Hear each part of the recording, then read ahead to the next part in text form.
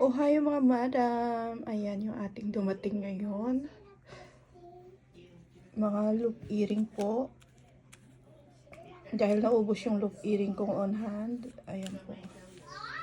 Meron tayong bagong dating ngayon. Ayan. Tapos itong Dior natin na S. Yung kamay ko. Naputol kasi yung kuko ko mga madam. Nagsugat yung ano ko. Pati hanggang dulo.